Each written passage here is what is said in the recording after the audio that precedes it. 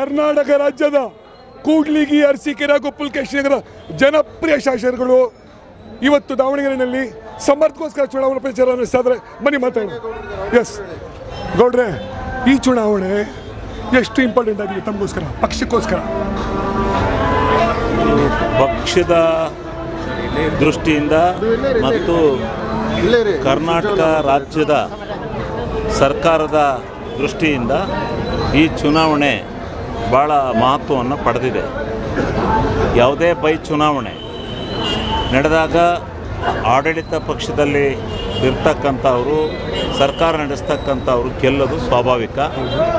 ಅದನ್ನು ಇವತ್ತು ನಾವು ನಮ್ಮ ಸರ್ಕಾರ ಮತ್ತು ನಮ್ಮ ಪಕ್ಷ ಭಾಳ ಪ್ರತಿಷ್ಠೆಯಾಗಿ ತಗೊಂಡು ಇವತ್ತು ಚುನಾವಣೆಯನ್ನು ನಡೆಸ್ತಾ ಇದೆ. ಓಕೆ ಸರ್, ಈಗ ನೀವು ಸರ್ಕಾರದ ಕೂಡ 5 ಗ್ಯಾರಂಟಿಗಳು, ಇದು ನಿಮಗೆ ಶ್ರೀರಕ್ಷಣ ಹಾಗೂ ಈ ಚುನಾವಣೆ ಫಲಿತಾಂಶ ನಿಮ್ಮ ಸರ್ಕಾರದ ಆಡಳಿತದ ರೆಫರೆಂಡಮ್ ಅಂತ ಒಪ್ಕೋತೀರಾ? ಇಲ್ಲಿ ಈ ಚುನಾವಣೆ ನಾವು ಗೆಲ್ತೀವಿ, ಅದರಲ್ಲೇನು ದುರ್ಬಲತೆ ಪ್ರಶ್ನೆ ಬರೋದಿಲ್ಲ. ಗೆಲ್ತೀವಿ. ನಮ್ಮ ಸಿದ್ದರಾಮಣ್ಣನವರ, ನಮ್ಮ ಡಿ.ಕೆ. ಶಿವಕುಮಾರ್ ಅವರ ಮತ್ತು ನಮ್ಮ ಪಕ್ಷದಲ್ಲಿ ಇವತ್ತು ಒಳ್ಳೆ ನಾಯಕತ್ವ, ಒಳ್ಳೆ ಸರ್ಕಾರ ಕೊಟ್ಟಿದ್ದೀವಿ. ಬಡವರ ಪರವಾಗಿದ್ದೀವಿ. ನಾವು ಬಡವರ ಎಲ್ಲರಿಗೆ ಗ್ಯಾರಂಟಿ ಯೋಜನೆಯನ್ನು ಕೊಟ್ಟಿದ್ದೇವೆ. ಇವತ್ತು ಸಮರ್ಥವಾದಂಥ ಸರ್ಕಾರವನ್ನು ನಾವು ನಡೆಸ್ತಾ ಇದ್ದೀವಿ. ಆದ್ದರಿಂದ ನಾವು ಆ ಪ್ರಶ್ನೆ ನಮ್ಗೆ ಹಿಂಜರಿಕೆ ಆಗೋ ಪ್ರಶ್ನೆನೇ ಇಲ್ಲ. ಎರಡೂ ಕ್ಷೇತ್ರಗಳನ್ನು ಭಾಳ ಬಹುಮತದಿಂದ ನಾವು ಗೆಲ್ತೀವಿ. ಓಕೆ ಸರ್, ಕುಟುಂಬ ರಾಜಕಾರಣನ ಕಾಂಗ್ರೆಸ್ ಪ್ರಪೋರ್ಟ್ ಮಾಡ್ತಾ ಇದೆ, 3rd ಜನರೇಷನ್ ಕೊಡ್ತಾ ಇದ್ದೀರಾ. ಆದ್ದರಿಂದ ಈ ಡೆಮೋಕ್ರಸಿ ಅನ್ನೋದೇ ನೀವು ಕಿಲ್ ಮಾಡ್ತಾ ಇದ್ದೀರಾ. ಇದೊಂದು ಪ್ರೊಪಗೆಂಡಾ, ಇದೊಂದು ನೆಗೆಟಿವ್ ಸೆಟ್ ಆಗ್ತಾ ಇದೆ ಸರ್. ಈಗ ಅವ್ರ ಹತ್ರ ಉಳಿದಿರೋದೇ ಅದೊಂದು, ಆಯಿತಾ? ಈಗ ಇದು ಜಾತಿ ಮಗಳಿದ್ದೆ ದ್ವೇಷ, ವಿಷ ಬೀಜ ಬಿಟ್ಟದ್ದು, ಇದರಲ್ಲೇ ಓಟ್ ಕೇಳಬೇಕಂತಿದ್ದಾರೆ. ನಾವು ಯಾವತ್ತೂ ಕಾಂಗ್ರೆಸ್ ಸರ್ಕಾರ ಬಡವರ ಪರವಾಗಿ, ಜನರ ಪರವಾಗಿ, ಆಯಿತಾ? 17 ಬಡ್ಜೆಟ್ ಕೊಟ್ಟಂಥ ಸಿದ್ದರಾಮಯ್ಯ ಸಾಹೇಬರು ಅರ್ಥ ಇದೆ. ನಾವು ಕೆಲಸ ಮಾಡಿ ಕೂಲಿ ಕೇಳ್ತಾ ಇದ್ದೀವಿ. ಆಯಿತು, ಜನಗಳು ಭಾಳ ಖುಷಿಯಿಂದ ಇದ್ದಾರೆ. ಈಗ ಏನು ಮಾತಾಡೋದಕ್ಕಿಂತ ನಾವು ಮಾಡಿ ತೋರಿಸ್ತೀವಿ, ಆಯಿತಾ? ಸೊ ಈ ಜಾತಿ ಇದು ಧರ್ಮಗಳ ಮಧ್ಯೆ ಇವೆಲ್ಲ ನಡೆಯಲ್ಲ ಇವತ್ತು ಅಂತ ಹೇಳ್ಬಿಟ್ಟು 2 ಎಲೆಕ್ಷನ್ಸು ನಾವು ಗೆದ್ದುಬಿಟ್ಟು ನಾವು ಜನಗಳಿಗೆ ಏನು ಮಾಡಿದಂಥ ಕೆಲಸಕ್ಕೆ ನಮ್ಗೆ ಆಶೀರ್ವಾದ ಮಾಡ್ತಾರೆ ಅನ್ನೋ ನಂಬಿಕೆ ನಮಗಿದೆ. ಅದು ಮಾಡಿ ತೋರಿಸ್ತೀವಿ. ಈಗ ನೀವು ತಡ್ರಿ, ಒಂದು ಮಾತು ಹೇಳಿದ್ರಿ, ಕುಟುಂಬ ರಾಜಕಾರಣ ಅಂತ. ಯಾವ ಪಕ್ಷದಲ್ಲಿ ಕುಟುಂಬ ರಾಜಕಾರಣ ಇಲ್ಲ? ಈಗ ಯಡಿಯೂರಪ್ಪನವರು BJP ನಾಯಕರು, ಯಡಿಯೂರಪ್ಪನವರು ಮುಖ್ಯಮಂತ್ರಿ ಆದರು, ವಿಜೇಂದ್ರ ಅವರು ರಾಜ್ಯಾಧ್ಯಕ್ಷರಾಗಿದ್ದಾರೆ, ಅವರ ಅಣ್ಣ ಲೋಕಸಭಾ ಸದಸ್ಯರಾಗಿದ್ದಾರೆ. ಅವರ ಬೆಂಬಲಿಗರು, ಅವರ ಕುಟುಂಬಸ್ಥರು ಎಷ್ಟು ಜನ ಅಧಿಕಾರದಲ್ಲಿದ್ದಾರೆ ಅಂತ ಗೊತ್ತಾ? BJPನಲ್ಲಿ ಎಷ್ಟು ಜನ ಕುಟುಂಬ ರಾಜಕಾರಣ ಮಾಡ್ತಾ ಇಲ್ಲ. ಯಾರು ಜನ ಅಪೇಕ್ಷೆ ಪಡ್ತಾರೆ ಆ ಕುಟುಂಬನ ಜನತೆ ಆಶೀರ್ವಾದ ಗೆದ್ದು ಬರೋದು. ಈಗ ಅವ್ರ ಕುಟುಂಬಕ್ಕೆ ಅಲ್ಲಿ ಜನ ಆಶೀರ್ವಾದ ಇದ್ದಾರೆ. ಇಲ್ಲಿ ಶಾಮನೂರು ಶಿವಶಂಕರಪ್ಪನವರು ಕುಟುಂಬನ ಈ ಜನ ಅಕ್ಸೆಪ್ಟ್ ಮಾಡಿದ್ದಾರೆ. ಅವ್ರು ಮಾಡಿರೋಂಥ ಅಭಿವೃದ್ಧಿ ಕೆಲಸಗಳನ್ನು ಇವತ್ತು 2ನೇ ಬೆಂಗಳೂರು ಅಂತ ಹೇಳಿ ಕರೀತಾರೆ. ಇವತ್ತು ದಾವಣಗೆರೆ ಆ ಮಟ್ಟಕ್ಕೆ ಬೆಳೆಸೋಕ್ಕೆ ಶಾಮನೂರವರ ಕುಟುಂಬ ಇದಕ್ಕೆ ಮೂಲಭೂತವಾಗಿ ಸಾಕ್ಷಿಯಾಗಿದೆ. ಆದ್ದರಿಂದ ಆ ಜನ ಒಂದು ಏನಿವತ್ತು ದಾವಣಗೆರೆ ಅಂತಂದರೆ ಒಂದು ಕರ್ನಾಟಕ ರಾಜ್ಯದಲ್ಲಿ ಹೆಸರಿದೆ, ಅಭಿವೃದ್ಧಿಯ ಪಥದಲ್ಲಿದೆ, ಅದನ್ನು ಅಲಗಲಿಯಕ್ಕಾಗೋದಿಲ್ಲ. ಕುಟುಂಬ ರಾಜಕಾರಣ ಅನಿವಾರ್ಯವಾಗಿ ಎಲ್ಲ ಪಕ್ಷದಲ್ಲೂ ಇದೆ. JDS ಪಕ್ಷ ಈಗ ಅವರು ಒಂದಾಗ್ಯಾರೆ. JDS ಪಕ್ಷ ಅವರು ಒಂದಾದಮೇಲೆ ಒಂದಾಗ್ಯಾರಲ್ವಾ? ಹಂಗಾರೆ ದೇವೇಗೌಡರ ಕುಟುಂಬದಲ್ಲಿ ಕುಟುಂಬ ರಾಜಕಾರಣ ಇಲ್ವಾ? ಮೊಮ್ಮಗ ಎಲ್ಲ ಪ್ರತಿಯೊಬ್ಬರು ಇಲ್ವಾ? ಯಾರಿಲ್ಲ ಹೇಳಿ? ಈಗ ಅವರವರು ಒಂದಾಗ್ಯಾರಲ್ಲಪ್ಪ, ಯಾರಿಲ್ಲ? ಎಲ್ಲರೂ ಕುಟುಂಬ ರಾಜಕಾರಣದ ಪಕ್ಷಗಳಿದ್ದೇ ಇರ್ತವೆ.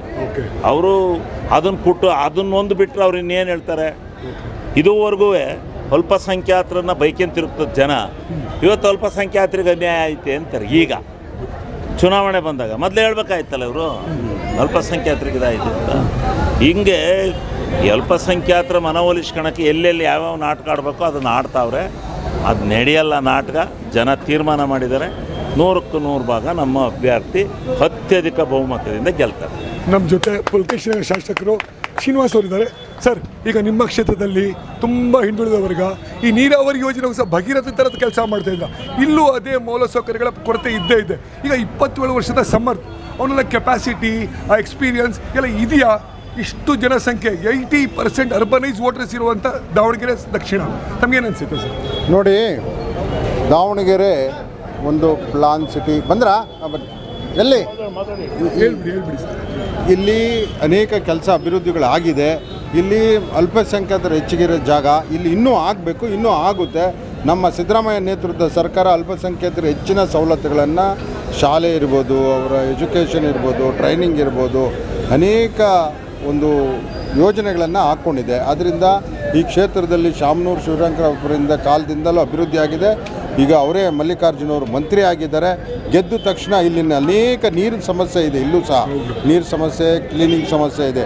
ಅದನ್ನು ನಾವು ನೆರವೇರಿಸ್ಕೊಡ್ತೀವಿ ಅಂತ ಮಲ್ಲಿಕಾರ್ಜುನ ಅವರು ಹೇಳಿದ್ದಾರೆ. ಸಿದ್ದರಾಮಣ್ಣ, ಡಿ ಕೆ ಶಿವಕುಮಾರ್ ಸರ್ಕಾರ ನಮ್ಮ ಮುಸಲ್ಮಾನರು ಏನು ಹಿಂದೂ ಅಲ್ಪಸಂಖ್ಯಾತರ ಅಭಿವೃದ್ಧಿಗೆ ಸದಾ ಪಣ ತೊಟ್ಟಿದೆ. ನಾವು ಮುಂದೆನೂ ಮಾಡ್ತೀವಿ. ಕೋರ್ಟ್ ಅಪೀಲ್ ಮಾಡಿಬಿಡಿ ಸರ್.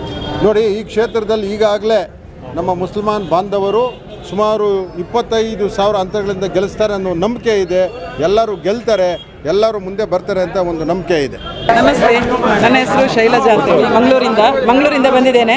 ಸಮರ್ಥ ಅವರು ಈ ಸಲ ಕಾಂಗ್ರೆಸ್ ಅಭ್ಯರ್ಥಿಯಾಗಿ ಓಟಿಗೆ ನಿಂತಿದ್ದಾರೆ. ಅವರ ಪರವಾಗಿ ನಾವು ಇಲ್ಲಿ ಓಟ್ ಕೇಳಲಿಕ್ಕೆ ಬಂದಿದ್ದೇವೆ. ಹಾಗೆ ಗೌರ್ಮೆಂಟ್ ಈಗಾಗಲೇ ನಮಗೆ 5 ಗ್ಯಾರಂಟಿಗಳನ್ನು ಮಹಿಳೆಯರಿಗೆ ಅಂತ ಹೇಳಿ ಕೊಟ್ಟಿದೆ.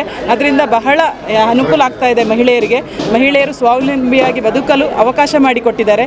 ಸಿದ್ದರಾಮಯ್ಯನವರ ಪರವಾಗಿ ನಾವೆಲ್ಲ ನಿಂತು ಹಾಗೇನೆ ಈ ಸಲ ಅಭ್ಯರ್ಥಿಯಾಗಿ ನಮ್ಮ ಸಮರ್ಥ ಅವರಿಗೆ ನಾವು ಓಟನ್ನು ಕೇಳಿ ಅವರನ್ನು ಗೆಲ್ಲಿಸಬೇಕು ಅಂತ ಇಲ್ಲಿ ಬಂದಿದ್ದೇವೆ. ಮಂಗಳೂರಿಂದ ಜವಾಹರ್ ಬಾಲ್ ಮಂಚಿನ ಜಿಲ್ಲಾಧ್ಯಕ್ಷೆ ಮಂಗಳೂರು. ನಾವು ಮಂಗಳೂರಿಂದ ಬಂದಿದ್ದೇವೆ ಸರ್. ನಮಗೆ ಸಿದ್ದರಾಮಯ್ಯನವರು ಆತ್ಮೀಯವರಂದರೆ ನಮಗೆ ಪಕ್ಷದಲ್ಲಿ ಅವರ ಪ್ರೀತಿಯವರು. ನಮಗೆ ಹೇಗಾದ್ರು ಮಾಡಿ ಸಮಾರಂಭ ಗೆಲ್ಲಿಸಬೇಕಂತ ನಾವು ಈ ಫೀಲ್ಡಿಗೆ ಬಂದಿದ್ದೇವೆ. ನಾವು ಮಂಗಳೂರಿಂದ ಇವರ ಜೊತೆ ರಮನಾಥ ಮಂಗಳೂರು ನಮ್ಮ ಪ್ರೀತಿಯ ಸಚಿವರು. ನಮಗೂ ಕೂಡ ಅವರನ್ನು ಪ್ರೀತಿಯಲ್ಲಿ ಅವರನ್ನು ಗೆಲ್ಲಿಸಬೇಕು ಅಂತೇಳಿ ಅವರಿಗೆ ಪರವಾಗಿ ನಾವು ಇಲ್ಲಿಗೆ ಹೊರಟಿದ್ದೇವೆ. ಗೆಲ್ತಾರೆ. ಇಲ್ಲಿನ ವಾತಾವರಣ ನೋಡಿದಾಗ ಸಮರ್ಥ ಗೆಲ್ತಾರೆ ಅನ್ನುವಂಥ ಎಲ್ಲ ಲಕ್ಷಣಗಳು ನಮಗೆ ಗೋಚರಿಸ್ತಾ ಇದ್ದಾವೆ. ನಮ್ಮೂರ ಕಡೆ, ನಾವು ಮಂಗಳೂರು ಕಡೆಯಿಂದ ಬಂದಿದ್ದೇವೆ. ನಮ್ಮೂರ ಕಡೆ ಈ ರೀತಿ ಯುವಕರುಗಳು ಯುವತಿಯರು ಎಲ್ಲ ಒಟ್ಟಿಗೆ ಸೇರಿಕೊಂಡು ಎಲೆಕ್ಷನ್ ಮಾಡಲ್ಲ. ಬಟ್ ಇಲ್ಲಿನ ವಾತಾವರಣ ನೋಡಿದಾಗ ನಮಗೆ ಒಳ್ಳೆಯ ವಾತಾವರಣ ಕಾಣ್ತಾ ಇದೆ. ಹಾಗಾಗಿ 100% ಸಮರ್ಥರವರು ಈ ಬಾರಿ ಗೆಲ್ತಾರೆ ಅಂತ ನಮಗೆ ವಿಶ್ವಾಸ ಇದೆ. ಮಹಿಳೆಯರೆಲ್ಲ ಒಳ್ಳೆ ಅಭಿಪ್ರಾಯವನ್ನು ತಿಳಿಸಿದ್ದಾರೆ. ಏನಂತ ಹೇಳಿದರೆ ಸಿದ್ದರಾಮಯ್ಯನವರು ಅವರಿಗೆ ದೇವರಾಗಿ ಕಾಣಿಸಿಕೊಂಡಿದ್ದಾರೆ. ಮಹಿಳೆಯರು ಅವರು ಕೊಡುವಂತಹ ಗೃಹಲಕ್ಷ್ಮಿ ಇರ್ಬೋದು, ಗೃಹಜ್ಯೋತಿ ಇರ್ಬೋದು, ಅಥವಾ ಬೇರೆ ಬೇರೆ ಸವಲತ್ತು, ಉಚಿತ ಬಸ್ಸಿನ ಪಯಣ, ಅನ್ನಭಾಗ್ಯದಿಂದ ಬಹಳ ಸಂತೋಷಿತರಾಗಿದ್ದಾರೆ. ಅವರು ಕರೆಂಟ್ ಬಿಲ್ ಕೂಡ ಫ್ರೀ ಅಂತ ಹೇಳಿ ಅವರು ನಮ್ಮ ಹತ್ರ ಮೊನ್ನೆಯಿಂದ ಕೂಡ ಹಂಚಿಕೊಂಡಿದ್ದಾರೆ. ಬಹಳ ಖುಷಿಯನ್ನು ವ್ಯಕ್ತಪಡಿಸಿದ್ದಾರೆ. ಖಂಡಿತವಾಗ್ಲೂ ಸಮರ್ಥ ಗೆಲ್ತಾರೆ, ಹಾಗೆ ಗೆದ್ದೇ ಗೆಲ್ತಾರೆ ಅನ್ನುವ ಭರವಸೆ ನಮಗೆ ಇದೆ. ಖಂಡಿತವಾಗಿ